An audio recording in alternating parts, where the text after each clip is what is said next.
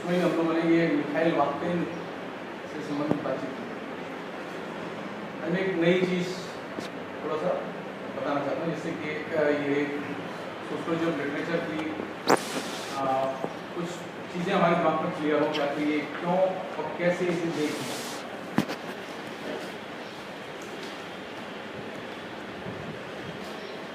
अगर कोई आपसे हठात पूछे कि सोशियोलॉजी ऑफ लिटरेचर के दृष्टिकोण से आप नया क्या देखते हैं साहित्य, क्या आंसर होगा?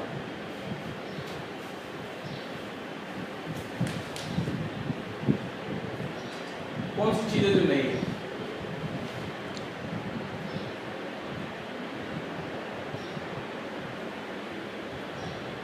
आलोचना जिस चीज को देखती रही है, पुराना शास्त्र जिस चीज को देखता रहा है, साहित्य संस्कृति वगैरह में, नया क्या है? अगर ध्यान से देखें तो पूरा का पूरा सिस्टम और उसकी धारणाएं नई सिरे से बनाई गई। खाली साहित्य कला संस्कृति की समस्या नहीं है खाली, बल्कि पूरे सिस्टम की, पूरी व्यवस्था की धारणाएं नए सिरे से निर्मित की। मसलन पहले जो लिटरेचर था, जिसकी भी मैं चर्चा कर चुका हूं, कि पहले लिटरेचर में कौन कौन सी चीजें थी? कविता थी, नाटक था, ये तमाम जो विधा रूप हैं। और उसमें भी सबसे अच्छा जो आप ये था कि लोग अपने भावों को व्यक्त करते थे। और जब नई दुनिया आई तो ये तो पुरानी चीजें रही, कि नई कौन सी चीज आई? जिसमें गद्य साहित्य आया, जिसमें उपन्यास आया, ये नई चीजें आई जो लिटरेचर के लिहाज से, जिन्होंने लिटरेचर को अपनी तरह से नए सिरे से रिकॉग्नाइज किया। पहले काव्यशास्त्र था, लेकिन अब आलोचना है काव्यशास्त्र। काव्यशास्त्र से आलोचना एकदम भिन्न। इसी तरह जब वो आप थोड़ा सा और आगे बढ़ते हैं तो ये है कि पहले आपके पास में मैन्युस्क्रिप्ट थी या पोथी थी, किताब नहीं थी। जब नई दुनिया आई तो उसमें आपके पास कौन सी चीज थी? बुक थी। पहले पोथी हुआ करती थी। कोई एक चीज नहीं बदल रही है, एक चीज का इंटरप्रिटेशन और उसका कॉन्सेप्ट नहीं बदल रहा है, बल्कि फॉर्म, बहुत सारी चीजें और उनके कॉन्सेप्ट बदल रहे हैं। पहले की रचना में लेखक के निजी भावों की अभिव्यक्ति नहीं होती। फर्ज कीजिए अगर मान भी ले वो निजी भावों की अभिव्यक्ति करता था, तो बहुत सारे लोग जोड़ देते हैं। तो एक चीज साफ है कि वहां सामाजिक भावों की अभिव्यक्ति एकदम नहीं होती।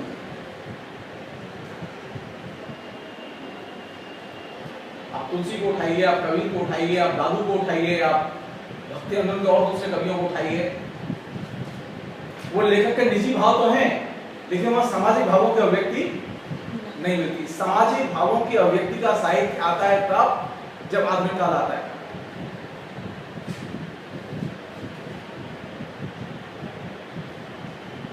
पहले कौन सी चीज थी जो साहित्य के सेंटर में है? भगवान था और उसका भक्त था। सारी की सारी धारणाएं, सारे के सारे साहित्य के मॉडल ये भक्त और भगवान के रिलेशन पर टिके हुए। वो चाहे भक्ति मार्ग के कृष्णाश्रयी शाखा के कवि हो, चाहे रामाश्रयी शाखा के कवि। पहली बार ऐसा होता है कि साहित्य और समाज के अंतर संबंध का मॉडल रचना के केंद्र में आता है। साहित्य और समाज के अंतर संबंध का मॉडल पहले रचना के केंद्र में था ही नहीं, चाहे वो लेखक कितने भी अच्छे।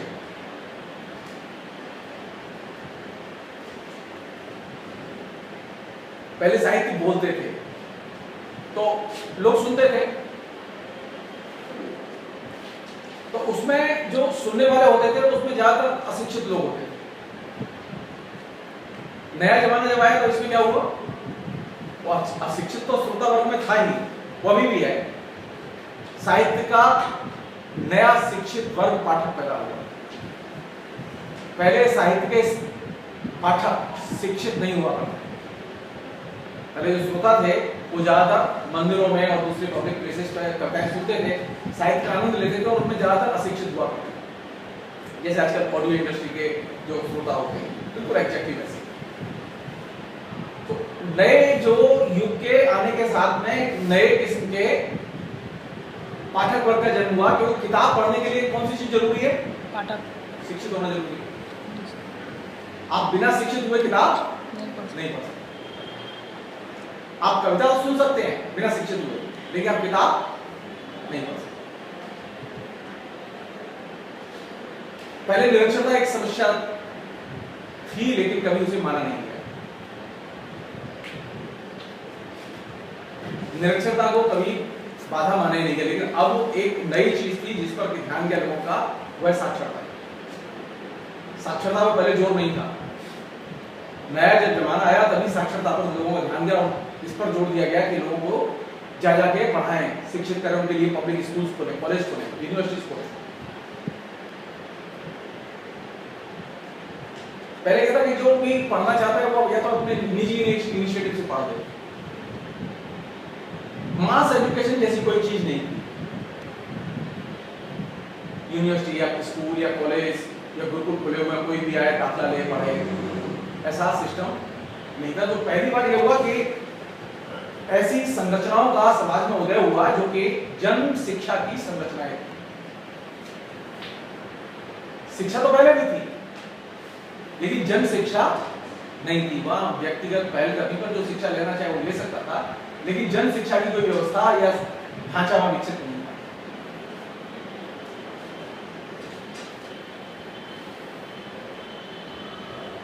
भक्ति आंदोलन के कवियों के यहाँ एक ही कॉमन चीज है, अगर आप ध्यान से देखें मध्य काल में, वो सारे लोग इसी बात पर जोर देते हैं कि ये वे जो कुछ व्यक्त करते हैं वो उनके निजी भावों की अभिव्यक्ति है। वे सामाजिक भावों की अभिव्यक्ति से इसे जोड़कर नहीं। तो आलोचना में बाद में ये चीज एंटर की है कि हम लोग कहने लगे कि नहीं वो निजी नहीं है, लेकिन लेखक उसे निजी मान के ही व्यक्त कर रहा है। लेकिन आधुनिक काल में लेखक निजी मान के कोई चीज व्यक्त नहीं करता। यहाँ तक कि जो लोग आत्मकथा लिख रहे हैं वे भी अपनी आत्मकथा को निजी कह के व्यक्त नहीं कर रहे, बल्कि वे कह रहे हैं कि ये समुदाय की आत्मकथा है। दलितों की आत्मकथा किसकी है? समुदाय की। मेरी एक लेखक की पीड़ा नहीं है, बल्कि ये पूरे समुदाय के साथ ऐसा हुआ है। ये तो एक सिंबल मात्र है, बल्कि हम सबके साथ ऐसा होता रहा है। यानी सामाजिक भावों की अभिव्यक्ति की संभावनाओं का उदय हुआ और उसको रेखांकित किया गया।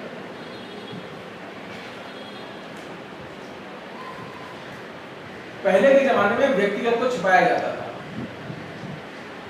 व्यक्तिगत को बताने में जोर नहीं था। बहुत कम लेखक हैं जिन्होंने अपने व्यक्तिगत को, बहुत कम हिस्सा है जिसमें लेखक ने अपने व्यक्तिगत को बताया है। ज्यादातर लेखक पर्सनल को छिपाने पर जोर देते थे। लेकिन आधुनिक काल के आने के बाद में नई चीज घटित होती है कि अब लेखक व्यक्तिगत को बताने में एकदम शर्म नहीं करता। सर ये दो बातें एक साथ कैसे, मतलब यहाँ पे पहले के लोग निजी अनुभव से अपनी बातों को कहते थे, तो कहीं ना कहीं वो व्यक्तिगत दलित का शोषण तो पहले भी था, भेदभाव था उसके साथ में, लेकिन कबीर ने कभी उसे रेखांकित नहीं किया। ऐसा नहीं कास्ट एक्सप्लॉयटेशन नहीं था और कास्ट डिस्क्रिमिनेशन नहीं था, हाँ, लेकिन वो कबीर की रचना के केंद्र में नहीं है। आधुनिक काल में क्या है? आधुनिक काल में यह कि एक भी अगर लेखक दलित लेखक लिख रहा है तो वो पहले यहां से शुरू कर रहा है कि उसके निजी जीवन में क्या क्या तकलीफें हुई। मीरा की या ये तुलसीदास की कुछ पंक्तियां छोड़ दी जाए तो पूरे मध्यकाल में एकदम आपको ब्लैंक मिलेगा, लगेगा कि लेखक के निजी जीवन में कुछ ऐसा नहीं घट रहा था जिसे नोटिस किया जाए।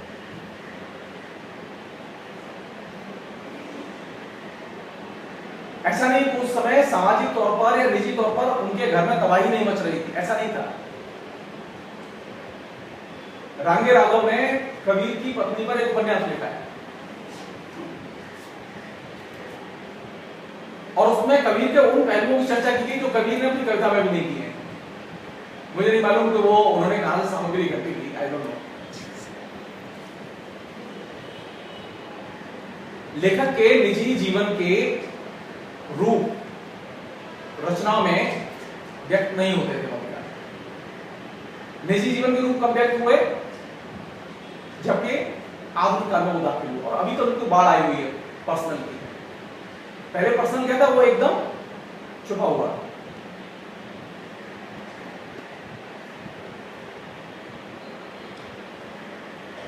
एक ये भी एक अजीब सी चीज है कि डिस्कस से अभी सबसे ज्यादा डिस्कशन किसका चीज का हो रहा है कि अभी हमारे लिटरेचर पर, कल्चर पर, पॉलिटिक्स पर, हर चीज पर ग्लोबल आइडियोलॉजी का सबसे ज्यादा इंपैक्ट है।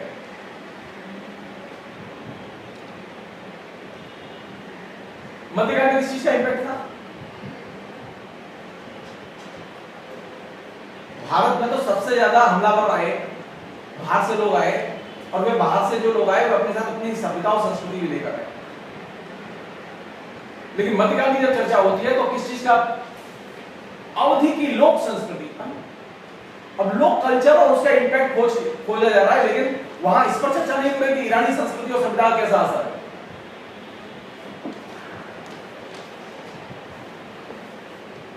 मतलब अगर वो मलिक मोहम्मद जायसी पर बात हो रही है तो अवधि की लोक संस्कृति के संदर्भ में बात हो रही है कि लोकल आइडियोलॉजी के इंपैक्ट की मध्यकाल में खूब चर्चा है। लेकिन आधुनिक काल आते क्या होता है?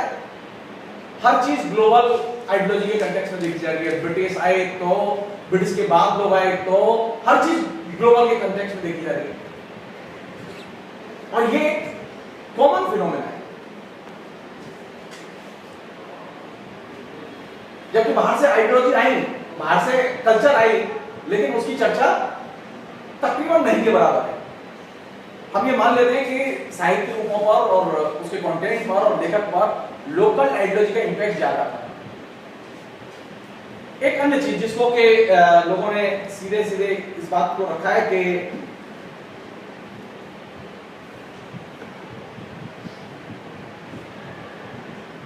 पहले एक कोई सहारा था अभिव्यक्ति का, भगवान था जिसके बहाने से हर चीज व्यक्त होती है। और उसमें लेखक ये कहता था कि वो अपने निजी मन के भावों को व्यक्त कर रहा है, लेकिन वो हमेशा भगवान के जरिए ही अपने को व्यक्त करता था। आधुनिक काल आने के बाद क्या हुआ? आधुनिक काल आने के बाद में पहला काम तो ये हुआ कि भगवान के बहाने से व्यक्त करना बंद हो गया। यानी अब आपको एक कहने के लिए किसी के बहाने की जरूरत नहीं है कि आप क्या कहना चाहते हैं। पहले किसी न किसी बहाने की जरूरत होती थी जब आप तब अपने को व्यक्त करता था लेखक। लेकिन आधुनिक काल आने के बाद में एक नया चेंज था कि लेखक जो बहाने से पहले व्यक्त करता था वो बहाने से व्यक्त नहीं करता। सेकंड चीज ये कि अब वो खाली निजी भावों की अभिव्यक्ति नहीं करता, बल्कि उसके पास में एक कोई ना कोई प्लॉट होता है, कोई ना कोई स्टोरी होती है, कोई ना कोई चीज होती है जिसको कि वो एक लंबे नैरेटिव के तौर पर सामने लाता है। तो कोई खाली एक सीमित समय की कोई अनुभूति नहीं है जिसे वो व्यक्त करना चाहता है। तो आधुनिक समय जब आया तो रचना में अपराध, तरह तरह के आख्यान, तरह तरह के प्लॉट ये इफरात में आने लगे। आप कविता लिखें तो, कहानी लिखें तो, आप उपन्यास लिखें तो, सब जगह एक चीज आती है।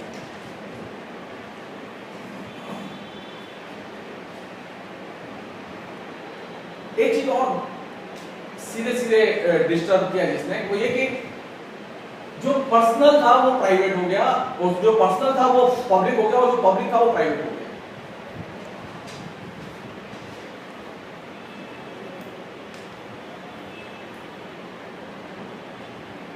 पहले जिन चीजों को निजी माना जाता था, आधुनिक काल आने के बाद में वे चीजें अब निजी नहीं रह गई, और जो सार्वजनिक हुआ करती थी वो चीजें अब निजी हो गई।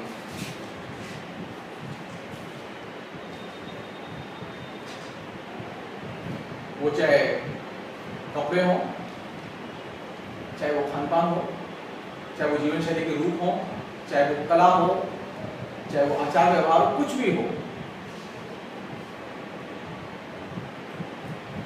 जो पहले पर्सनल हुआ करता था वो पब्लिक में आ गया, और जो पब्लिक में हुआ करता था वो पर्सनल में चला गया, और ये एक बड़े पैमाने पर बहुत सिस्टमेटिकली घटित हुआ। जो निजी का सार्वजनिक में जाना और सार्वजनिक का निजी में आना, उसने एक और काम किया है, वो ये कि तमाम किस्म की जीवन शैली भी, जो अपर क्लास की जीवन शैली थी, जो अपर क्लास के वस्त्र थे, वो लोअर क्लास की जीवन शैली और लोअर क्लास के वस्त्र में बदल गई, और जो लोअर क्लास के वस्त्र और जीवन शैली थी वो अपर क्लास की बन गई।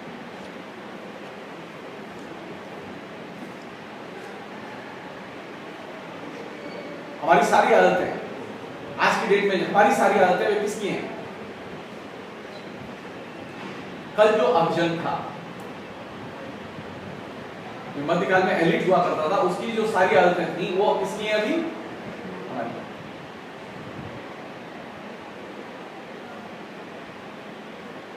उसके ड्रेस हम पहनते हैं, शादी पे भाग गए, वो पहले रानियों के लिए बनते थे, अमीरों के लिए बनते थे। और अभी क्या स्थिति है? वो हेड जो टोप लगाते हैं हम लोग, वो टोप जो है वो एलिट लगाते थे हम लोग अंग्रेजों में, अब हर चौकीदार लगाता है, और एलिट अंग्रेज ने वो टोप लगाने बंद कर दिए। ये चेंज घटा है कि जो अभिजन का था वो जन का हो गया, और जो जन का था वो अभिजन का हो गया। शास्त्रीय संगीत की कलाओं का आस्वाद, रूपों का आस्वाद वो एलिट क्लास लेता था। आधुनिक काल के आने के बाद क्या हुआ?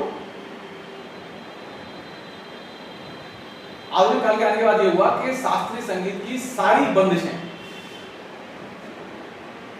वो सब पॉपुलर सिनेमा गाने में कन्वर्ट हो गए। कोई गाना नहीं है जो कि शास्त्रीय संगीत पर आधारित हो। शास्त्रीय संगीत वाले तो बेचारे वहीं के वहीं हैं। हाइट किसकी है? सिनेमा के संगीत की। ज्यादा से ज्यादा परिचित कौन है और आस्वाद कौन ले रहा है? एकदम लेमैन, जिसने कभी कला का आस्वाद नहीं लिया। कलाओं के आस्वाद की प्रक्रिया जो कल तक अभिजन से जुड़ी हुई थी वो सिर्फ कर जाती है और वो जन के आस्वाद की प्रक्रिया में चली जाती है। खड़ी बोली हिंदी कौन बोलता था? जनता बोलती थी। गलत फहमी है। व्यापारियों, खत्री व्यापारियों में घरों की भाषा थी, अभिजन की भाषा थी खड़ी बोली हिंदी। जन की भाषा कभी नहीं थी खड़ी बोली हिंदी। जनता में कभी नहीं बोली जाती थी, बहुत चंद लोगों में बोली जाती थी। जनता में ब्रजभाषा बोली जाती थी, अवधी बोली जाती थी, भोजपुरी बोली जाती थी। ब्रजभाषा वाले क्षेत्र में खत्री व्यापारियों के घरों में जो उदीयमान पूंजीपति था उनके घर में खड़ी बोली हिंदी बोली जाती थी और उनकी व्यापार की भाषा। क्या हुआ? जो चंद लोगों में बोले जाने वाली भाषा थी, जो एलिट की भाषा थी, वो किसकी भाषा बन गई? अभी जन की भाषा। इंसिस्ट कर रहे हो उसे मानो, इंसिस्ट कर रहे हो उसका प्रयोग करो। खड़ी बोली हिंदी कैसे अभिजन की भाषा थी आप इसी से समझ सकते हैं कि बाकायदा साउथ में जो मुस्लिम राजा थे, उन मुस्लिम राजाओं ने अपनी राजकाज की भाषा बनाया था उसे, और वहां जो तेलुगु थी उसे राजकाज की भाषा नहीं बनाया, जो फारसी थी उसे राजकाज की भाषा नहीं बनाया, बल्कि हिंदी को राजकाज की भाषा बनाया। और राजकाज की भाषा बनाने, ये दक्षिणी हिंदी जिसे हम लोग बोलते हैं, इस दक्षिणी हिंदी का उदय कैसे हुआ? दक्षिणी हिंदी का उदय एक जनभाषा के तौर पर नहीं हुआ। दक्षिणी हिंदी का उदय हुआ एक ऐसी भाषा के तौर पर जो जन भाषाओं का निषेध करे।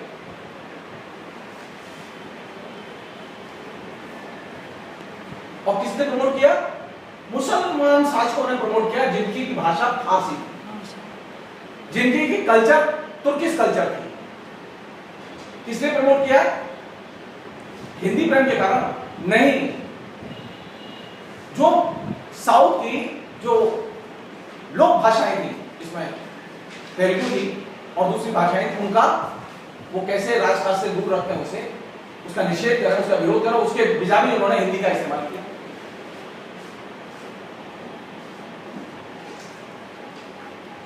आज क्या स्थिति है? खड़ी बोली हिंदी कौन किसकी भाषा है? जिस बंगला को आज यहां लोग सरेआम बोलते हैं वो बंगला आम जनता की बंगला नहीं है। वो बंगाली अभिजन की भाषा हुआ करती थी, जिस भाषा का बंगाली अभी स्टैंडर्ड लैंग्वेज के तौर पर इस्तेमाल करते हैं, जिसे हम लोग जातीय भाषा कहते हैं। उस जातीय भाषा के रूप उन लोगों के थे जो कि अभिजन वर्ग में आते थे। आज स्टैंडर्ड बांग्ला कहां बोली जाती है? बाजार में आम फैम भाषा के तौर पर बोली जाती है। और आम फैम बांग्ला कौन सी थी? आपने कभी ध्यान से दिया हो तो एक बंगालियों में एक भाषा बोली जाती है जिसे कोलोकियल बांग्ला कहते हैं, जिसमें ढाकाई बांग्ला का एकदम रूप होता है और इसमें बड़ा अजीब सी तुतलाहट रहती है और आपको शब्द पकड़ने में बड़ी असुविधा होती है। तो बिल्कुल वो ब्रजभाषा और भोजपुरी के जो है धुन में आपको नाचती भाषा दिखाई देगी। अब वो भाषा तो चलेगी घरों में, और बाहर कौन सी भाषा आ गई? स्टैंडर्ड बांग्ला भाषा, जो कि आम फैम भाषा नहीं थी, वो शिक्षितों की भाषा थी। ये जो शिफ्टिंग है, यानी कल्चर के वे रूप जो कल तक अभिजन के यहाँ थे वे जन में चले जाते हैं, और जन के यहाँ जो कल्चर के रूप थे वे अभिजन के आ जाते हैं। ये शिफ्टिंग बड़े पैमाने पर हुई है और ये शिफ्टिंग अभी चल रही है, मतलब ऐसे बंद नहीं हुई है। एक अन्य चीज वो ये कि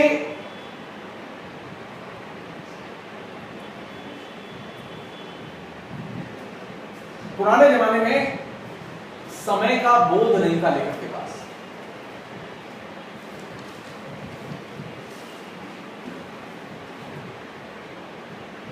आप किसी भी रचना को पढ़ के आप उसमें से ये नहीं निकाल सकते कि किस टाइम पे लिखी गई है रचना, इसका कंटेक्स्ट, संदर्भ क्या है।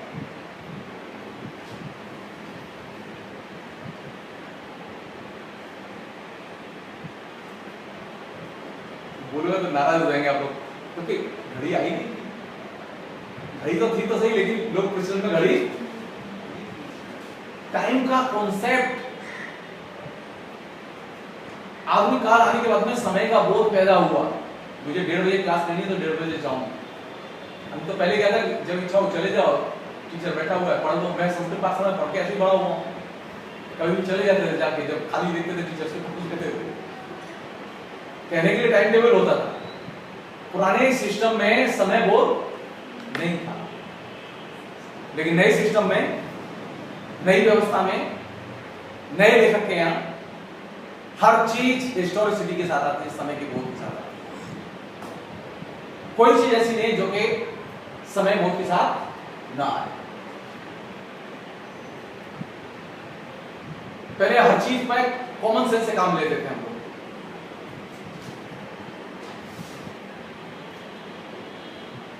नए जमाने में कॉमन सेंस से काम नहीं लेते,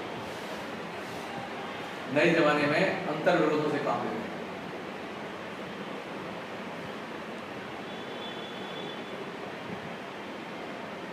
तो किसी भी लड़की को, वो हाँ लड़कियां सब एक जैसी होती, पुराने जमाने में यही था, स्त्री तो सब। अब आप पढ़िए, उसको पढ़िए, क्या नाम है, तुलसीदास को पढ़िए आप, तो आपको लगेगा कि, और सूरदास को पढ़िए आप, तो आपको लगेगा कि स्त्रियों के जीवन में कोई कंट्राडिक्शन नहीं है। वो केकई भी है जैसी है, उसके साथ की जो और रानी है वो भी वैसी ही है, और बाकी स्त्रियां भी वैसी, कोई खास। आधुनिक काल आने के बाद में पहली बार हम कॉमन सेंस के दायरे के बाहर निकले और कंट्राडिक्शंस में चीजें देखने लगे, अंतर विरोधों के रूप में चीजें व्यक्त होने लगी।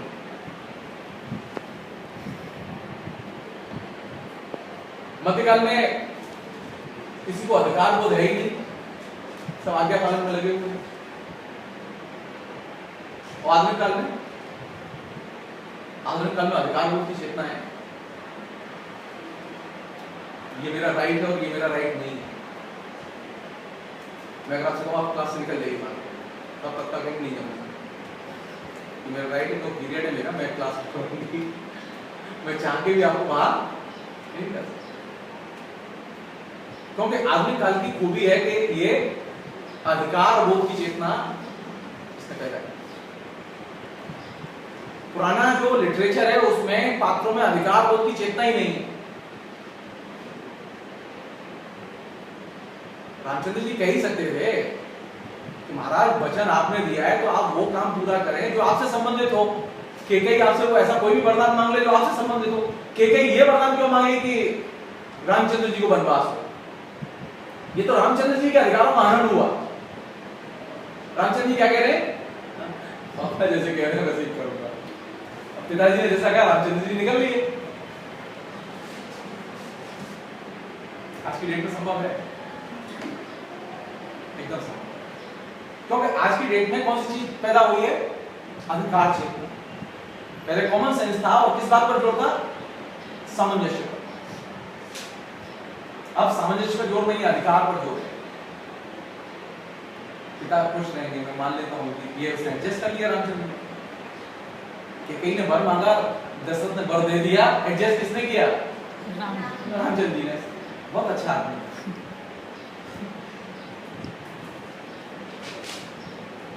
नई जो दुनिया है वो नई दुनिया किस पर टिकी हुई है? अधिकार बोध पर, सामंजस्य बोध पर नहीं। इसलिए ये जो आचार्य रामचंद्र चित्तू की धारणा जो जिसमें उन्होंने सामंजस्य फैलाने की कोशिश की हर चीज में, वो एकदम बोगस धारणा है और अनहिस्टोरिकल धारणा है। आधुनिक काल में सामंजस्य संभव ही नहीं है। सामंजस्य वहीं हो सकता है जहां अधिकार बोध हो। अधिकार बोध की कॉस्ट पर कोई सामंजस्य नहीं हो सकता।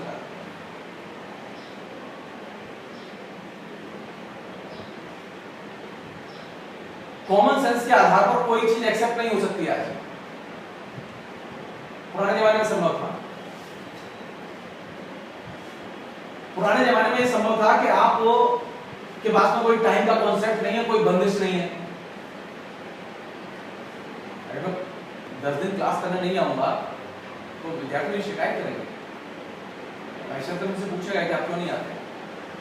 मैं कहूँगा नहीं जी, मैं तो घर पे ही रहता हूँ, पढ़ लेता हूँ, वहीं पढ़ा लेता हूँ। मानेगा कोई? बिल्कुल नहीं मानेगा।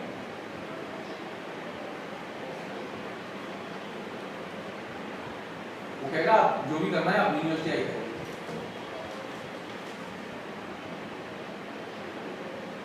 और 10 से 5 के बीच में करेंगे। मैं कहूँ आपसे 8 बजे में क्लास लूंगा, मानेंगे आप? नहीं। क्योंकि क्लास कब से कब तक होती है?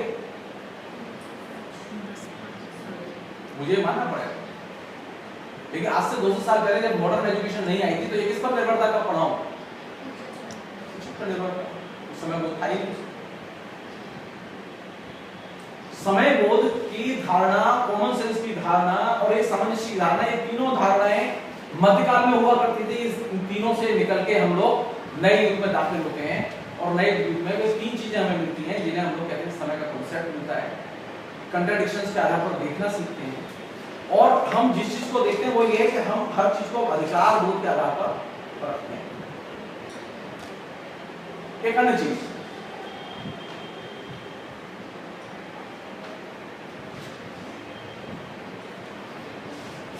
पहले एक 2-3 रूप मिलते हैं। वो ये है कि ट्रेजेडी, कॉमेडी, ये सब त्रासदी, कांदी वगैरह मिलती हैं और ये सुख दुखात्मक अनुभूति इसको मान लिया गया। क्या आधुनिक काल में चलता है? आधुनिक आलोचना में चलता है ये।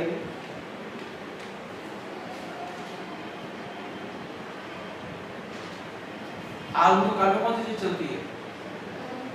चलता है, सब चीजों का मिक्सचर चलता है। क्या चलता है? मिक्सचर क्या है? सर मतलब कहीं कहीं जैसे देखते हैं तो वहाँ कॉमेडी भी रहती है, वो किस रूप में आप देखते हैं? तो सर उपन्यास के रूप में देखते हैं, कहानियों के रूप में। किस रूप में देखते हैं? पहले से वर्गीकरण था ना, ये त्रासदी और ये कांदी है। आधुनिक काल में ये चीज नहीं है। क्यों? किसी ने ऑर्डर जारी किया, मना किया देखने से। कोई चीज तो घटी है जिसने कि इस तरह से इसको बदल दिया है। पिछली क्लास में किसी लड़की ने कहा कि वो गोदान महाकाव्य है।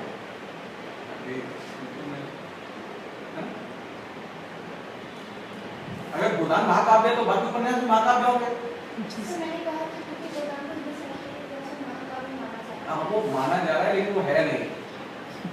ये हमारी मानता है। आलोचना में कोई शब्द नहीं मिला, उन्होंने महाकाव्य के वो अगर ये कहते ट्रेजेडी है तो ट्रेजेडी होता। एक आलोचक ने ट्रेजेडी भी कहा उसे,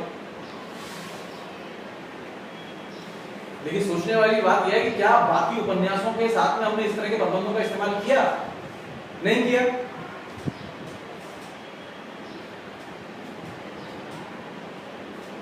क्योंकि अब जीवंत रूपों के तौर पर आप साहित्य को देखते हैं।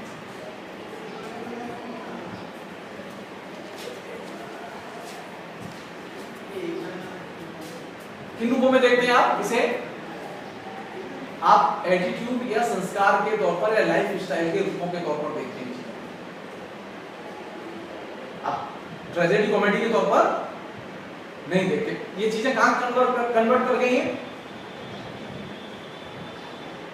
किन चीजों? यदि अगर गोदान महाकाव्य है तो उसका कोई लक्षण होगा?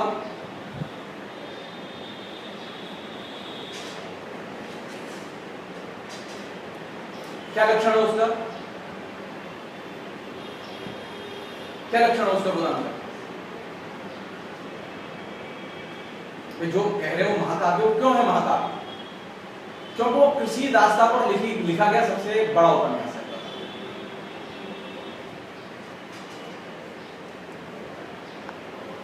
कहां मिलेगी कृषि दास्ता देखने को? जीवन शैली में, जीवन शैली के रूपों में। तो वो जो ट्रेजेडी थी वो कहां कन्वर्ट हुई? जीवन शैली के रूपों में। पहले ट्रेजेडी के नाम पर जीवन शैली को डिस्कस नहीं करते थे। अभी जब आलोचना लिखने जाते हैं तो वही दुख और वही सुख वो जीवन शैली के रूपों के तौर पर चित्रित होते हैं, व्यक्त होते हैं और उन्हें हम डिस्कस करते हैं।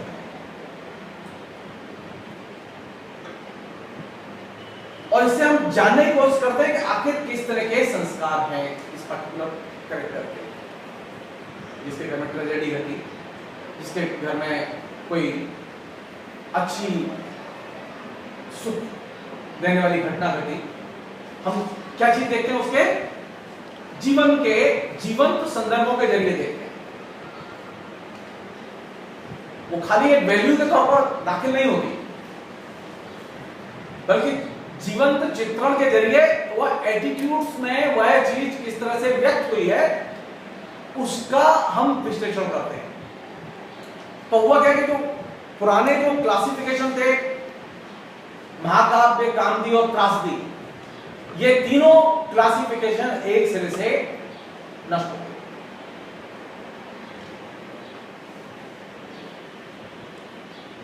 जैसे ये लड़की बहुत सुखी है, क्यों? तो बताएंगे लोग कि क्या कमाती है, कैसे कमाती है, क्या क्या इसके गुण हैं वगैरह। यही कहेंगे इसके पिता इसके पास बहुत पैसा छोड़ के चले गए।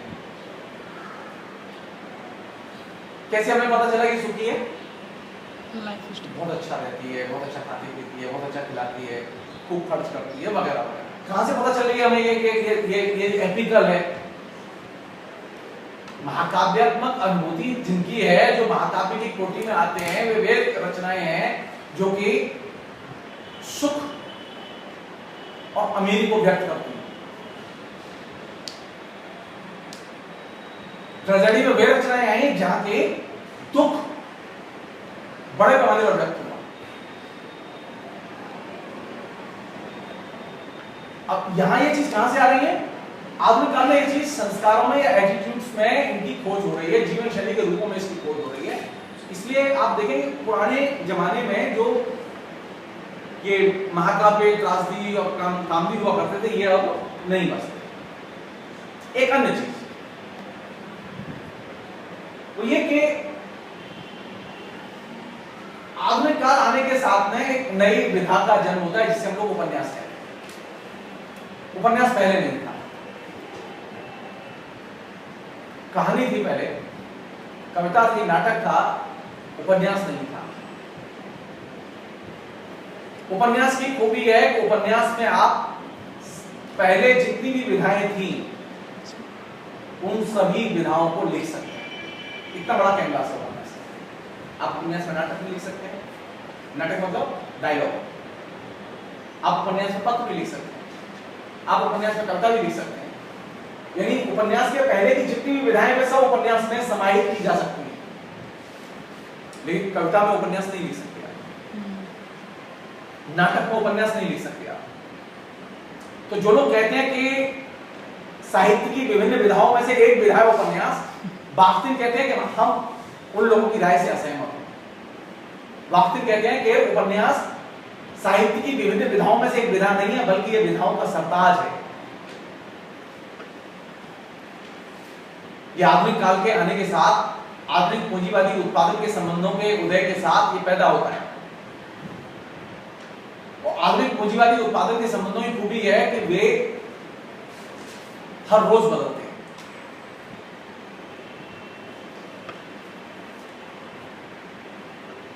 कारखाने आज से 200 साल पहले जैसे थे, आज वैसे ही कारखाने नहीं होते। ऑटोमेशन की वजह से कारखाने कहीं कहीं पहुंच गए, टेक्नोलॉजिकल तरक्की की वजह से कारखानों का चित्र बदल गया है, कारखाने में काम करने वालों का चित्र बदल गया है। चूंकि यह आधुनिक काल के आधुनिक समाज के साथ पैदा हुई विधा है,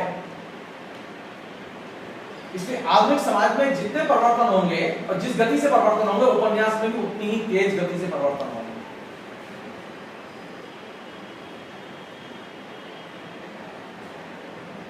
अगर आधुनिक समाज में कोई चीज रूढ़ी बन के रह नहीं सकती, तो उपन्यास में भी कोई चीज रूढ़ी बन के रह नहीं सकती। पहले कविता में वर्षों रूढ़ियां चली हैं, नाटक में वर्षों रूढ़ियां चली हैं, लेकिन आधुनिक काल आने के बाद पहली बार यह चीज घटित हुई है कि उपन्यास बाय नेचर अपने अंदर किसी भी रूढ़ी को स्थिर नहीं होने देता। जो ही कोई चीज रूढ़ी बनना शुरू होती है, उपन्यास का नया फॉर्म जन्म लेता है और पुराने फॉर्म को नष्ट कर देता है। देवकीनंदन खत्री ने जिस स्टाइल से उपन्यास लिखे, जिस भाषा में उपन्यास लिखे, कालांतर में उस भाषा में उपन्यास नहीं लिखेंगे। प्रेमचंद ने जिस भाषा और स्टाइल में उपन्यास लिखे, यशपाल ने उस स्टाइल और भाषा में उपन्यास नहीं लिखे। तो उपन्यास की प्रकृति निर्भर किस पर है? समाज की तेज गति से बदलती हुई प्रकृति पर। समाज में जितनी तेज गति से परिवर्तन होंगे, उपन्यास की प्रकृति में भी उतनी ही तेज गति से परिवर्तन होगा। और इसका सुपरिणाम यह निकलेगा कि उपन्यास में रूढ़ियां नहीं होंगी। इसका सुपरिणाम यह निकलेगा कि उपन्यास का रूढ़ियों से निषेध होगा, विरोध होगा, अंतर विरोध होगा। उपन्यास रूढ़ियों को हमेशा चुनौती देगा। और यही वजह है कि उपन्यास को सबसे ज्यादा खतरा और सबसे ज्यादा हमले उपन्यास पर किनके होते हैं? जो रूढ़िवादी होते हैं, जो उपन्यास को पसंद नहीं करते। इसलिए आधुनिक काल में जितनी भी साहित्यिक विधा रूप है, उनमें सबसे ज्यादा प्रतिबंध अगर किसी विधा पर लगा है तो उपन्यास है। सबसे ज्यादा उपन्यास प्रतिबंधित किए गए, तो उपन्यास की नेचर है तो वो रूढ़िबद्ध रहने नहीं देता। वो चाहे बाजारू उपन्यास हो, चाहे वो प्रेमचंद का उपन्यास हो, वो कैसा भी उपन्यास हो।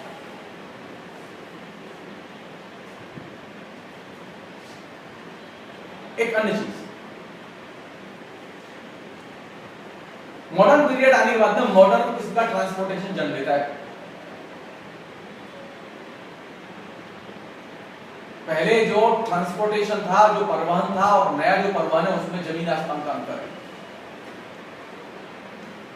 पहले एक व्यक्ति को दूसरे क्षेत्र में जाने के लिए वर्षों लगते थे जानने में और जाने में, लेकिन आधुनिक काल में रेल के आने के बाद जो रेवोल्यूशन हुआ, सड़कों के जाल बिछने के बाद जो रेवोल्यूशन हुआ, जिसके बाद में ऑटोमोबाइल आया हमारे बीच में, उसने पूरे के पूरे समाज को जानने की और समझने की प्रकृति और गति दोनों बदल दी। आज कोई भी प्रवृत्ति साउथ में पैदा होती है तो वो महीने 2 महीने के अंदर ही नॉर्थ में भी दिखाई देती है। ये संभव नहीं है। भक्ति आंदोलन साउथ में 5वीं 6वीं शताब्दी में पैदा हुआ और यहाँ 11वीं शताब्दी में 500 साल लगे आने में। ये संभव नहीं है। या तो ये कि आज उसने फिल्म बनाई कि साउथ के एक्टर ने, मालूम पड़ा 6 महीने बाद सलमान खान उसी फिल्म को बना रहा है डब करके। आज का तो इतनी फास्ट सिचुएशन है। साउथ में सीरियल शुरू हुए और साउथ में मुश्किल से 6 महीने नहीं हुए थे, हिंदी में चैनलों में सीरियल शुरू हो गए उसके बाद में और हिट करके। साउथ के सीरियल कोई नहीं देखता, जबकि सीरियल की विधा साउथ से आई है। हिंदी में सबसे पहले सीरियल नहीं लिखे गए, हिंदुस्तान में सबसे पहले सीरियल लिखे गए तेलुगु और तमिल में।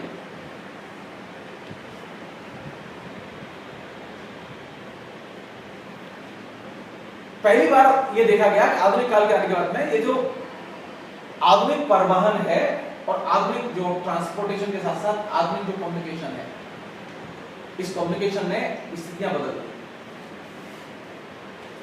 पहले ट्रेन कहीं जाती थी तो ट्रेन के पहले पहले ट्रेन का मैसेज जाता था, मैसेंजर जाता था कि गाड़ी आ रही है। कोई टेलीफोन नहीं था तो मैसेंजर पहले पहुंचता था, मैसेज बाद में पहुंचता था। और जब टेलीफोन आ गया तो टेलीफोन से मैसेज पहुंचता था पहले, फिर गाड़ी पहुंचती थी। आदमी ने जाना बंद कर दिया। आदमी अब क्या था, वो गाड़ी में ही रहता था। पहले आदमी अलग से भेजना पड़ता था। थोड़ा सा और डेवलप करके हम तो धीरे धीरे क्या हुआ कि मैसेज और मैसेंजर इन दोनों के बीच में गैप पैदा हो गया।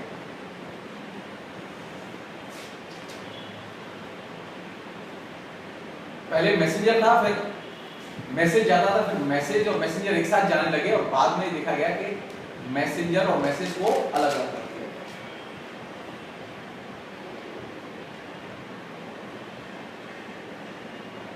अभी कोई सामान खरीदने के लिए क्या करते हैं हम लोग?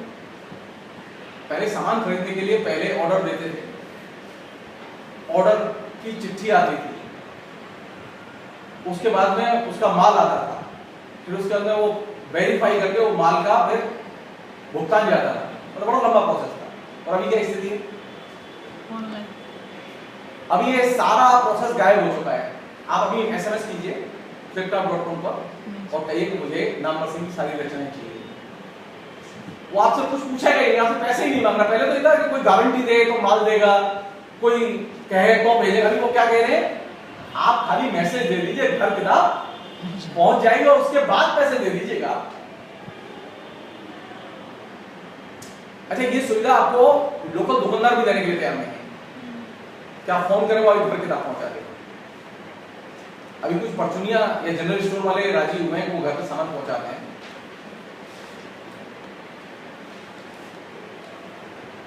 जो चीज मैं कहना चाहता हूं वो ये कि आधुनिक पीरियड में जो कम्युनिकेशन पैदा हुआ, उस कम्युनिकेशन ने मैसेज को और मैसेंजर को दोनों को स्वायत्त बना दिया। कल तक उपन्यास का हो सकता है समाज पर असर होता हो, जो उपन्यास का मैसेज, लेकिन आज की डेट में ये पॉसिबिलिटीज है कि उपन्यास में जो मैसेज है उसका कोई असर ही ना हो। उपन्यास तो हो, बहुत अच्छा उपन्यास हो, लेकिन उसका कोई असर ना हो। हम लोग जितना सोचते हैं, क्योंकि हम ये समझने के लिए तैयार नहीं है कि मैसेज और मैसेंजर ये दोनों अब अलग हो चुके हैं और दोनों स्वायत्त हैं। पहले हम ये मान लेते थे कि मैसेज और मैसेंजर जो एक साथ जा रहे हैं तो वो एक साथ ही काम करेंगे। अभी एक साथ जाने की जरूरत नहीं है। तो उपन्यास लिखा जाएगा तो उपन्यास प्रभावित करेगा, इसकी कोई गारंटी नहीं। वो अच्छा उपन्यास भी डेड हो सकता है, कोई चर्चा ही नहीं करे उसकी। एक अच्छा लेखक भी अनुपस्थित हो सकता है, कोई चर्चा न करे। क्लासिक केस है मुक्तिबोध जिंदा रहे तो ज्यादातर हिंदी के लोग जानते नहीं थे मुक्तिबोध कौन है। बाद में पता चले वो मर गए। शिव कुमार मिश्र जो इतने बड़े आलोचक हैं, वो उनसे मैंने पूछा है, ये कलकत्ता आए थे तो मैंने कहा कि आपने तो मुक्तिबोध को देखा होगा, सागर में रहे आप, वो भी उधर ही थे, आपने तो देखा। बोले हाँ, मेरे घर के पास ही रहते थे, 2 साल तक पास में, मैं जानता ही नहीं था कि मुक्तिबोध, एक घर छोड़ के रहते थे।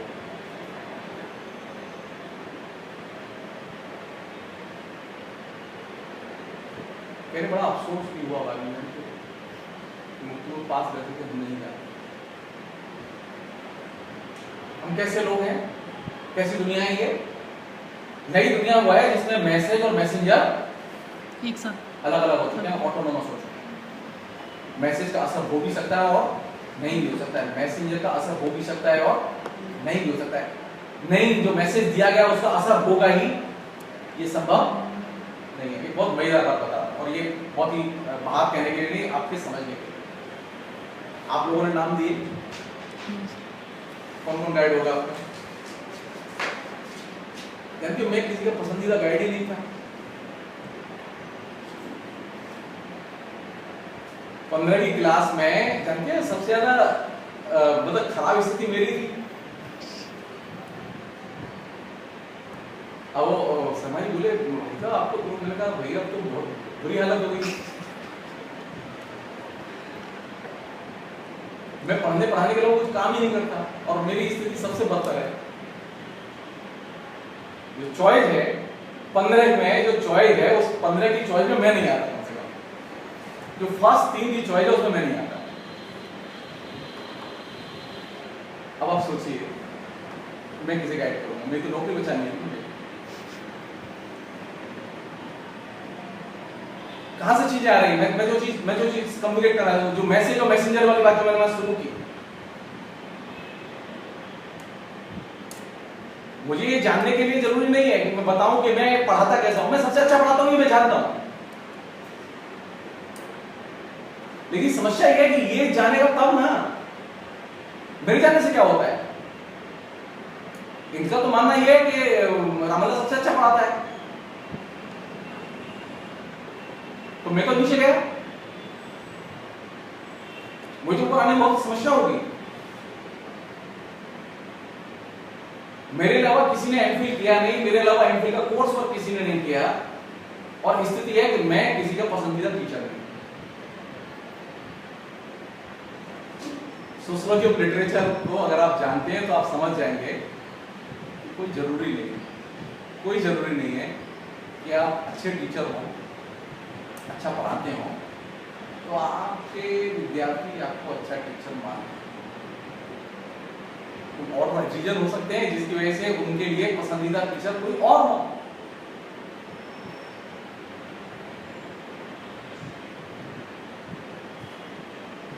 सोशियोलॉजी ऑफ लिटरेचर ने एक चीज हमें दी, वो ये कि ये संभव है कि मैसेंजर और मैसेज का असर हो सकता है, और ये संभव है कि मैसेंजर का असर नहीं हो सकता है। वो दोनों एग्जिस्ट करते हो लेकिन कोई असर ना हो।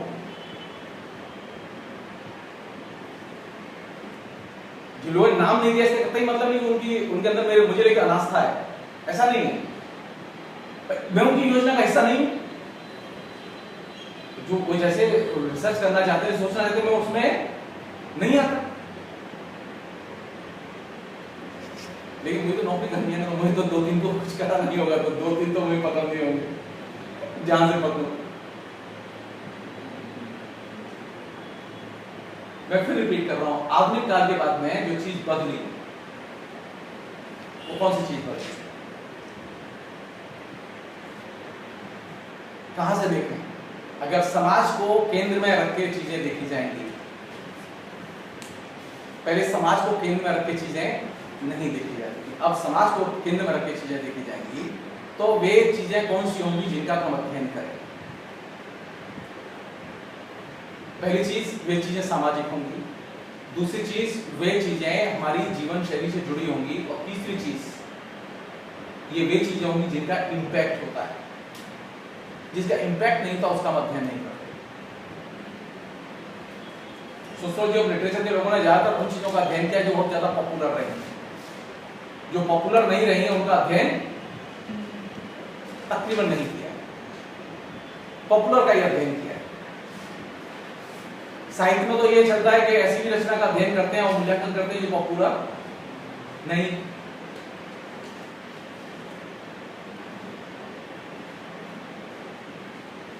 आखिरी चीज, सोशियोलॉजी ऑफ लिटरेचर के लिए जितने भी कलात्मक उत्पाद हैं, वस्तुएं हैं, वो चाहे बाजारू हो या गैर बाजारू हो, वे सब एक जैसी हैं और एक बराबर हैं। उनमें ना कोई श्रेष्ठ है और ना कोई निकृष्ट है। यह हम नहीं कह सकते कि सिनेमा बहुत खराब चीज है और उपन्यास बहुत अच्छी चीज है। हमारे लिए उपन्यास भी उतना ही कलात्मक रूप से मूल्यवान है जितना कि सिनेमा। हमारे लिए मुकेश के गाने भी उतने ही महत्वपूर्ण है जितने नागार्जुन के गाने, बस साफ बात। हमारे लिए कोई भेद नहीं। सोशियोलॉजी ऑफ लिटरेचर पॉपुलर और अभिजन के साहित्य के बीच में कोई भेद नहीं मानता, शिक्षित और अशिक्षितों के साहित्य के बीच में कोई भेद नहीं मानता, साक्षर और निरक्षर के बीच में कोई भेद नहीं मानता।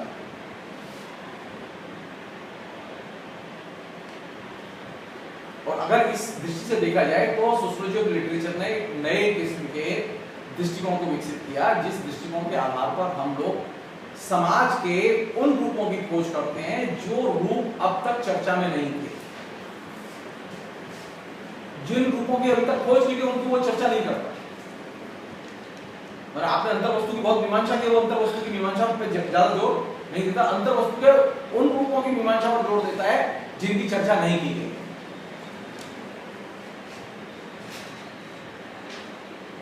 मसलन आपके लिए यह संभव है कि आप ये कहें कि भारतीय हरिश्चंद्र के जमाने में नवजागरण आया, क्योंकि भारतीय ने हरिश्चंद्र मैगजीन निकाली, बाराबंदी मैगजीन निकाली, वगैरह वगैरह वगैरह। लेकिन सोशियोलॉजी ऑफ लिटरेचर का आदमी तत्काल कहेगा अच्छा हरिश्चंद्र मैगजीन कितनी छपती थी, कितनी बिकती थी, कितने लोग पढ़ते थे, तो मालूम पड़ा 350 छपती थी और सारे जो है विज्ञापन वालों को चले जाते थे। तो पढ़ता कौन था? जब पढ़ता ही नहीं था कोई, और उसके अगर 100-150 अंक तो पढ़ने वालों को दिए जाते थे, तो एक अंक को कितने लोग पढ़ेंगे? 150 लोग, 200 लोग, 300 लोग, 400 लोग, कितने लोगों में वो चीज पहुंचेगी? उसका एक खास मेथड है, इससे जाना जाएगा। तो मालूम पड़ा कि 10 कॉपी बनारस में जाती थी, 5 कॉपी इलाहाबाद में जाती थी, तो कितने लोग पढ़ेंगे एक कॉपी? कितना इंपैक्ट होगा? नवजागरण होगा कि नहीं होगा? क्योंकि विचारों के प्रसार की क्षमता के आधार पर हम तय करेंगे कि वहां नवजागरण हुआ है कि नहीं हुआ। इसलिए नहीं मान लेंगे क्योंकि आपने एक मूल्य के आधार पर निर्णय ले लिया है कि नवजागरण का मूल्य वहां मिलता है, इसलिए नवजागरण हो गया। वो कहेगा नहीं, मैं जानना चाहूंगा कि आखिर इसका आधार क्या है। तो आप कहेंगे पत्रिका इसका आधार, तो वो कहेंगे पत्रिका अगर इसका आधार है तो पता करो सर्कुलेशन कितना था।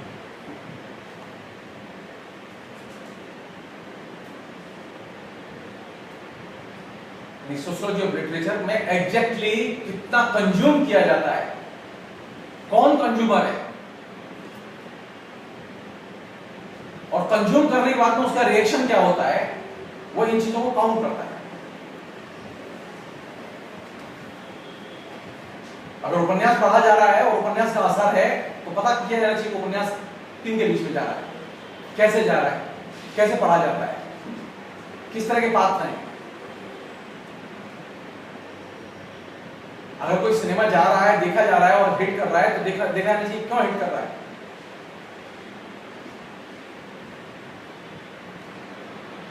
तो मालूम पड़ा कोई खास किसी की लाइफ स्टाइल के रूप में जो कि ज्यादा एप्रिशिएट किए जा रहे हैं।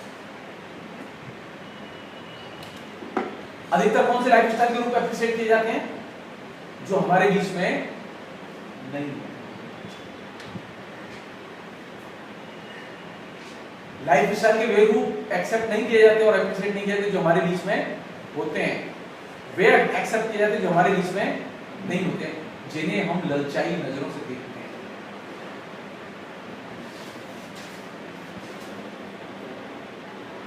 इसी बहाने वो बहुत सारी हमारे अंदर छिपी हुई जो भावनाएं हैं उन्हें व्यक्त करते हैं और हमें अपने दायरे ब्रेक करने के लिए फोर्स करते हैं कि हम अपने को बाहर निकालें थोड़ा सा दायरों से। अगर जैसा है जब जीवन में अगर वही चित्रित किया जाएगा तो लोग अपनी सीमाओं का अतिक्रमण नहीं करेंगे। लोग अपनी सीमाओं का अतिक्रमण तब करते हैं जब आप उसे कोई नई अनुभूति दें, नया दृष्टिकोण दें, नई जीवन शैली दें, नए रूप दें, नई चीजें दें जिससे कि वो सामान्य तौर पर जीवन में वंचित है और उन नई चीजों को पाने की अभिलाषा पैदा करें। इसलिए आप देखेंगे आधुनिक काल में एक चीज का सबसे ज्यादा क्रेज है, वो है नए का क्रेज। पुराने का क्रेज नहीं मिलेगा। हर क्षेत्र में हमें नई चीज चाहिए और नई चीज को हम बिल्कुल एकदम पागल की तरह खरीदते हैं। नए भावों को, नए कपड़ों को, नई वस्तुओं को, हमारे पाने की जो ललक है वो एकदम अकल्पनीय है। हमने कभी ऐसी भीड़ नहीं देखी नए को लेकर। समाज पहले भी था, लेकिन नए को लेकर ऐसा क्रेज कभी नहीं था। ये जो नया है ये कहां से आ रहा है? उपलब्ध नहीं था पहले। अगर ये उपलब्ध होता तो इसका क्रेज नहीं होता। ये उपलब्ध नहीं है, ये जो अनुपलब्ध है, इसलिए कहा गया कि साहित्य का काम है अनुपलब्ध यथार्थ को उपलब्ध कराना। तो जैसा है उसे वैसा ही चित्रित करना साहित्य का लक्ष्य नहीं है, बल्कि साहित्य का लक्ष्य है जो अनुपलब्ध है उसे उपलब्ध कराएगा। ये वह अपनी इमेजिनेशन के जरिए, वह अपने कौशल के जरिए वो एक काम करता है लेखक। वो शुरुआत तो यथार्थ से करता है, लेकिन उसका जो लक्ष्य होता है वो अनुपलब्ध यथार्थ की खोज होता है, उपलब्ध यथार्थ की खोज नहीं होता। अगर उपलब्ध यथार्थ पर उपन्यास लिखा जाएगा तो वो डेड होगा। वो अनुपलब्ध यथार्थ की खोज पर जब उपन्यास लिखा जाएगा तो वह एप्रिशिएट किया जाएगा और पसंद किया जाएगा।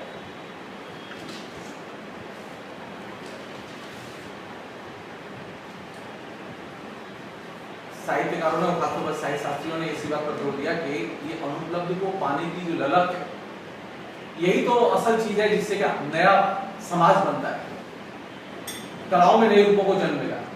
पहले ये नए के प्रति ललक नहीं थी। पहले रूढ़िबद्ध प्रतिमान, रूढ़िबद्ध रूप, सीमित विषय, इन्हीं उन्हीं की चर्चा बार बार, उन्हीं का लेखन चित्रण बार बार। लेकिन आधुनिक काल के आने के बाद में पहली बार होता है कि हम एक लेखक के नाते, आलोचक के नाते, फिल्म मेकर के नाते, पॉलिटिशियन के नाते, कल्चरल एक्टिविस्ट के नाते किस चीज की चर्चा करते हैं? किसी ने बात करो, ये अभी सर मैं एक नए पहलू पर काम करना चाहती हूँ। अच्छा, वो विषय पुराना ही है, लेकिन वो बात कह रही है नए विषय पर काम करना चाहती है। इसका मतलब उसके दिमाग में कहीं ना कहीं कोई चीज है कि नया जो होता है वही ठीक होता है, पुराना ठीक नहीं। तो नई जो दिक्कत है वो ये है, नए के प्रति हमारा प्रेम, और ये अपने आप में एक दुर्लभ चीज है और महत्वपूर्ण चीज है। ये बुरी चीज नहीं है। इसने क्या किया कि तमाम किस्म की जो कला रूपों में जड़ताएं हैं, जीवन में जो जड़ताएं हैं, उनको तोड़ा है। किसी ने इच्छा से तोड़ा है, किसी ने दबाव पर तोड़ा है, लेकिन नया जो है वो उसे खींच रहा है अपनी तरफ, वो बदलने के लिए मजबूर कर रहा है। खुला लेते हैं।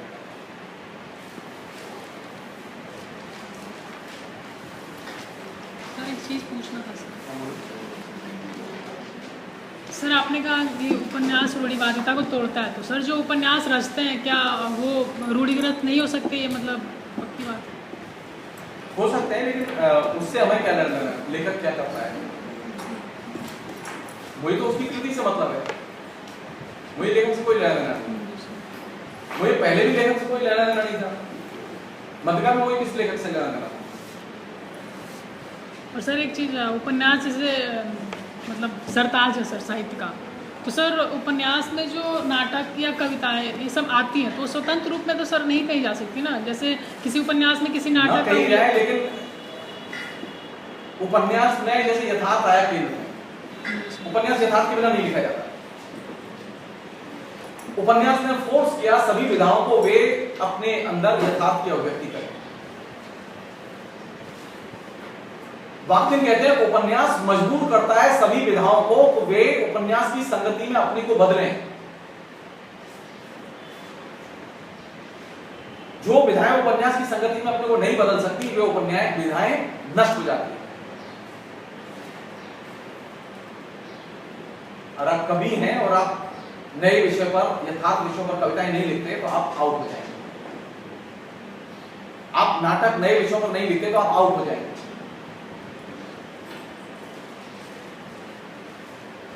रामायण एक ही बार लिखी गई है, द्वापर एक ही बार लिखा गया है। ये मैत्री शरण गुप्त, जयशंकर प्रसाद, ये लास्ट पीस थे, बाद में कोई नहीं लिख रहा है इसे। क्यों? नए युग की मांग क्या है? नए युग की मांग यह नहीं कि एपिकल कहानियों पर लिखा जाए। नए युग की मांग यह है कि कविता अगर लिखी जाए तो वो जीवन के वास्तव विषयों पर लिखी जाए।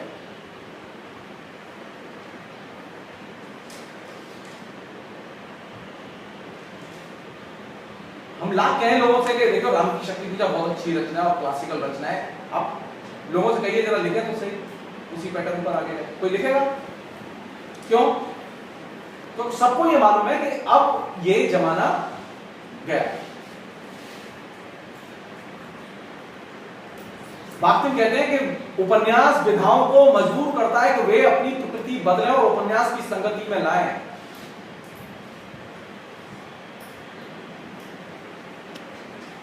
सर अभी भी तो सर रचनाकार और रचनाकार के वातावरण, उसकी आर्थिक स्थिति, जब उसके रचना की आलोचना की जाती है तो सर ये सब चीजें देखी जाती हैं। बिल्कुल नहीं, बिल्कुल नहीं।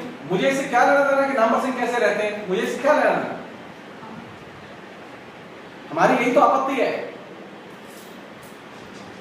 कि नाथों और सिद्धों के साहित्य की जो आलोचना की गई वो इस आधार पर की गई कि उनकी जीवन शैली कैसी थी। जीवन शैली के आधार पर आपने तुलसी की तो आलोचना नहीं की, जीवन शैली के आधार पर आपने प्रेमचंद की तो आलोचना नहीं की, आपने जीवन शैली के आधार पर नाथों सिद्धों की आलोचना क्यों की? लेखक की जीवन शैली से लेखक की रचना का क्या संबंध है? हम जीवन शैली पर बात करें तो अलग से बात करें, लेकिन जीवन शैली का कृति से कोई संबंध नहीं होता। मैं प्लेन से आऊं क्लास करने या मैं बस से आऊं, इससे क्या मतलब महत्वपूर्ण है मेरे क्लास करना? मैं क्लास इसलिए मेरी अच्छी होती है क्योंकि मेरे पास आईपैड है। ये बकवास है। आईपैड से क्या लेना देना मेरी क्लास का? मेरी क्लास का लेना देना किससे? मेरे पठन पाठन से। कौन सी चीज महत्वपूर्ण है इसमें? मेरी क्लास महत्वपूर्ण है क्योंकि मैं एक क्लास के बहाने एक शिक्षक के तौर पर जाना जाता हूं। मेरी अगर मेरे मूल्यांकन का आधार होगा मेरी किताब होगी या मेरी क्लास होगी। अब मैं घर में दाल खा रहा हूं कि मैं रबड़ी खा रहा हूं, इससे क्या मेरे पढ़ाई का गुणवत्ता का संबंध है? या मैं शराब पी रहा हूं, जैसा कि उन्होंने कहा कि वो अघोरी थे, वो तांत्रिक थे, वो वाममार्गी थे, वो ऐसे थे इसलिए उनकी रचनाएं कैसी हैं, समाज बहिष्कृत है वो भी। ये कौन सा तरीका हुआ? लेखक की जीवन शैली का लेखक की रचना से कोई संबंध नहीं होता।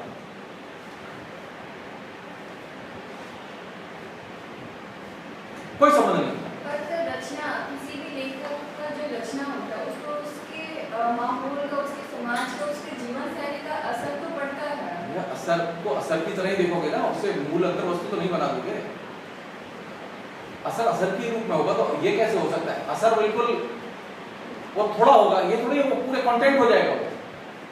हर लेखक की पृष्ठभूमि के आधार पर रचना लिखता है। तो पृष्ठभूमि पर रचना थोड़ी लिखी जाती है, रचना तो उसकी एक केंद्रित वस्तु पर लिखी जाती है। इसकी पृष्ठभूमि तो मेरे लिए एक मटेरियल है कि आपके पिता कौन थे, मैं नहीं जानता। मेरे लिए इतना ही काफी है कि आप एमफिल कर रहे हैं, आपने एमए किया है, आपका कुछ नाम है, ये काफी है मेरे लिए। मुझे इससे क्या लेना कि आपकी पढ़ाई पर कितना खर्च किया आपके पिता ने? पर सर किसी रचना में अगर हम किसी भाव, अरे भाई मुझे आप एक सामान्य सी बात बताइए, आप कोई एक रचना उठाइए ना अपनी सुविधा के लिए। सर सरोज स्मृति नहीं, आप कोई सरोज स्मृति उठाइए, सरोज स्मृति से क्या संबंध है सरोज स्मृति के पिता का? जस्ट बताइए। आप वहां पर निराला की जगह किसी और का नाम लिखा हो, कोई दिक्कत नहीं।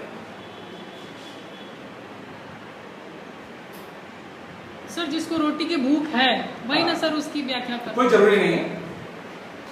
सरोज स्मृति जैसी रचना नागार्जुन ने क्यों नहीं लिखी? सबसे ज्यादा भूखा रहता था वो आदमी। ये कोई तर्क हुआ?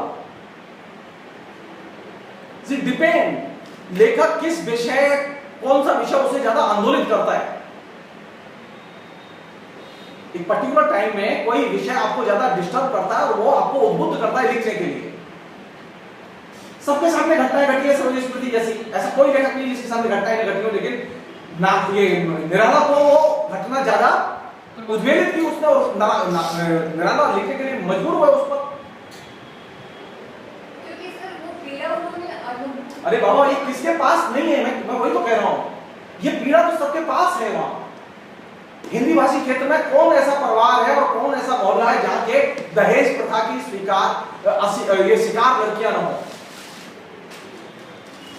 चश्मदीद गवाह न हो लेकर। सवाल ये नहीं है कि आपने यथार्थ देखा कि नहीं देखा, उसे सवाल ये नहीं है प्रभावित हुए कि नहीं हुए। सवाल है वो विचार आपको, वो घटना आपको उद्वेलित करती है कि नहीं करती कि आप व्यक्त करें अपने विचार या घटना। कोई जब तक लेखक को उद्वेलित न करे वो लिख नहीं सकता। और ये उद्वेलन किस चीज पर निर्भर करता है? लेखक की चेतना के स्तर पर।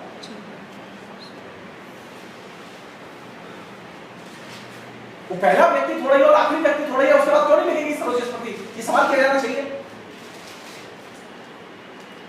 ये भी सवाल किया जाना चाहिए अगर वो सरोज स्मृति पर लिखने में सक्षम थे, उन्होंने बहुत अच्छी रचना लिखी, तो उन्हें राजस्थान में जो लड़कियों की हत्याएं हो रही थी, भ्रूण हत्याएं हो रही थी और उस समय हजारों लड़कियां मारी जा रही थी, उन्होंने क्यों नहीं कोई रचना लिखी? राजस्थान कितनी दूर है इलाहाबाद से?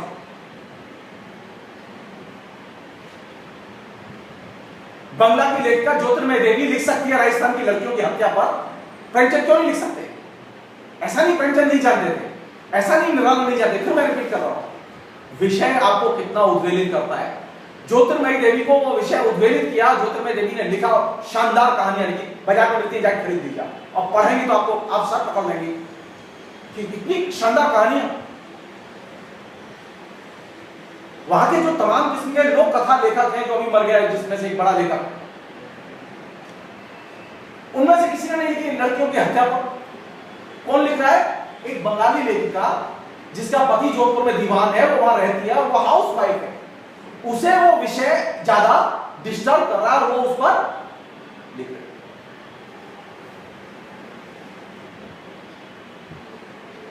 विषय उद्वेलित करे और विषय को, उस उद्वेलन को समझने की और आर्टिकुलेट करने की क्षमता हो आपके अंदर। उद्वेलन से खाली काम नहीं चलेगा, आप उसे पकड़ के व्यक्त भी कर सकते। क्योंकि ये अगर आप मुक्तिबोध के 3 क्षण वाला जो निबंध है वो पढ़ें, हो सकता है आपने विषय देखा, हो सकता है आपने उसे बहुत अच्छे से आत्मसात किया, लेकिन वो अंदर से निकला है, अंदर से कुछ और निकला। तो बुरी ट्रेजेडी हो ही सकती है आपके साथ। और नए लेखक के साथ तो बार बार होती है, वो कविता लिख जाता है, कहानी बन जाती है, कहानी लिख जाता है, कविता बन जाती है, बहुत मुश्किल होती है उसे लिखना। मैं फिर रिपीट कर रहा हूं, मैं पहले कह चुका हूं कई बार ये, अगर सरोज स्मृति जैसी घटना घटी तो प्रेमचंद ने दहेज प्रथा पर कोई कहानी क्यों नहीं लिखी?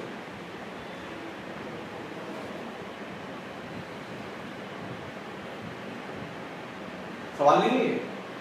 एक ही मोहल्ले के थे, एक ही शहर के थे, एक ही जमाने के थे, एक ही युग के थे। न नई कहानी के लोगों को दिखाई दिया स्त्रियों के साथ में ये दुर्व्यवहार, न पुराने कहानी के लेखक को दिखाई दिया ये दुर्व्यवहार। आप ऐसी 5 कहानी चुनिए तो जो इस तरह के विषय पर लिखी हुई, जिस विषय में सरोज स्मृति लिखी गई कहानियां हैं। उपन्यास तो लिखे ना सर, निर्मला उपन्यास है सर, उसका दहेज से कोई लेना नहीं, उस उत्पीड़न से कोई लेना नहीं जिस उत्पीड़न की चर्चा सरोज स्मृति में है। क्यों?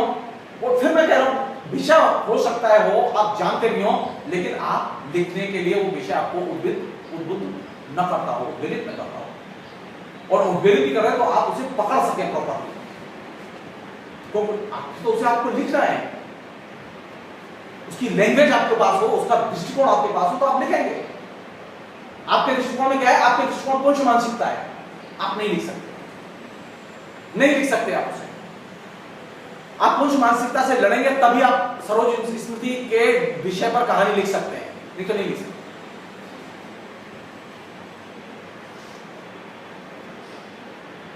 राजस्थान में लड़कियों की जो भ्रूण हत्या है उस पर आप कहानियां तभी लिख सकते हैं जब आप पुरुष मानसिकता आपकी न हो। लेकिन आपको तो सभी कहानीकारों की पुरुष मानसिकता, इंक्लूडिंग प्रेमचंद। तो कैसे आप उम्मीद करते हैं कि वहां जो है स्त्री के पक्ष में लिखा जाएगा और स्त्री के दृष्टिकोण से लिखा जाएगा, वहीं तक लिखा जाएगा कि पुरुष दृष्टिकोण जो है बचा रहेगा। विषय जो उद्वेलित करता है वो अपने साथ अपना नजरिया भी लेकर आता है। ऐसा थोड़ी खाली विषय उद्वेलित कर रहा है, विषय तो उद्वेलित कर रहा है, लेकिन आप उसके अनुकूल अगर आपके पास आइडियोलॉजी नहीं है, आप उसे ट्रांसलेट नहीं कर सकते क्रिटिकली। क्योंकि कोई भी विषय बिना नजरिए के नहीं लिखा जा सकता, चाहे जितने भी अच्छे आप श्रुति हो। अगर विषय उद्बुद्ध कर रहा है लेकिन उसके साथ आइडिया नहीं बन रहा है, दृष्टिकोण नहीं बन रहा है, तो विषय वहीं रुक जाएगा। क्योंकि विषय को लिखने के लिए एक दृष्टिकोण की जरूरत होती है और यह दृष्टिकोण बिना इनर स्ट्रगल के संभव नहीं है। हर लेखक को अपने तरीके से एक इनर स्ट्रगल चलाना होता है अपनी लाइफ। संयोग की बात है कि निराला के पास में ये इनर स्ट्रगल कुछ ज्यादा था, बाकी क्या वो इनर स्ट्रगल एकदम नहीं था। समस्या सबने देखी थी, लेकिन आंतरिक लड़ाई किसी को झेलनी नहीं पड़ रही थी। विषय सबको मालूम थे।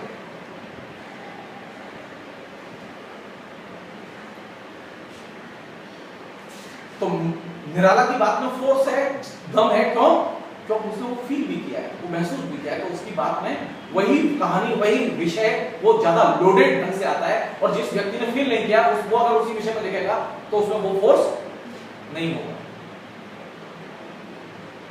अरे आप अभी देख लीजिए, एक ही चीज को केजरीवाल जब बोलता है तो उससे लोग प्रभावित होते हैं, वही बात को अगर राहुल गांधी कहते हैं उससे कोई प्रभावित नहीं होता।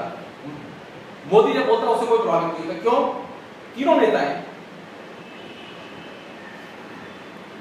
क्योंकि वो ईमानदार और बाकी बेईमान। कन्विक्शन के साथ में अगर आपका एक आइडियोलॉजिकल सहमेल नहीं है, आपकी जिन विषयों के प्रति निष्ठा है वे अगर आपके आचरण और आपके अनुभव का हिस्सा नहीं है, तो आप उसे फोर्सफुली व्यक्त नहीं कर सकते। व्यक्त तो कर देंगे, फोर्सफुली व्यक्त नहीं कर सकते। सरोज स्मृति इसलिए इतनी ताकतवर कविता बन पाई क्योंकि वह उसके आंतरिक संघर्ष का हिस्सा भी थी। वह उसके लिए खाली सब्जेक्ट नहीं था, बल्कि उसके जीवंत अनुभव का हिस्सा था।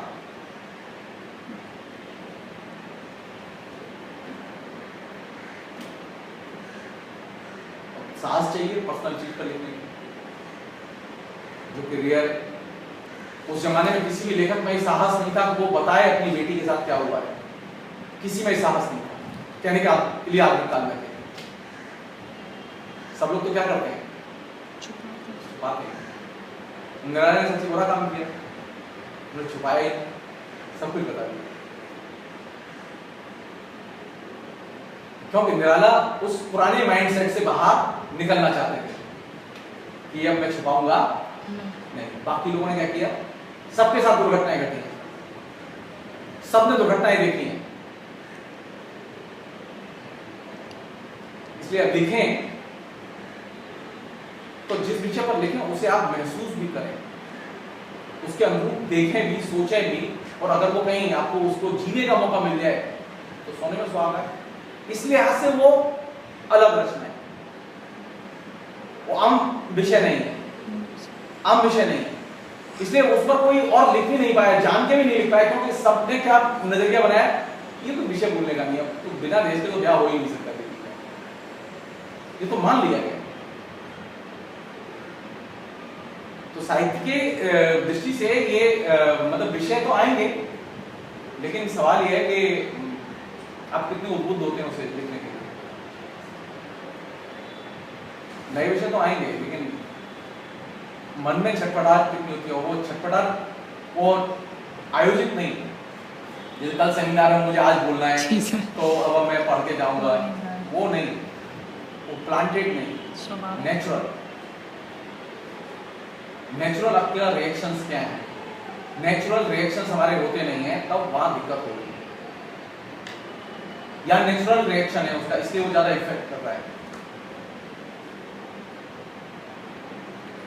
इसलिए हम लोग कहते हैं कि निर्मित यथार्थ है और एक उसका यथार्थ है। यहाँ यथार्थ है, निर्मित यथार्थ नहीं है, इसलिए वो ज्यादा प्रभावशाली है।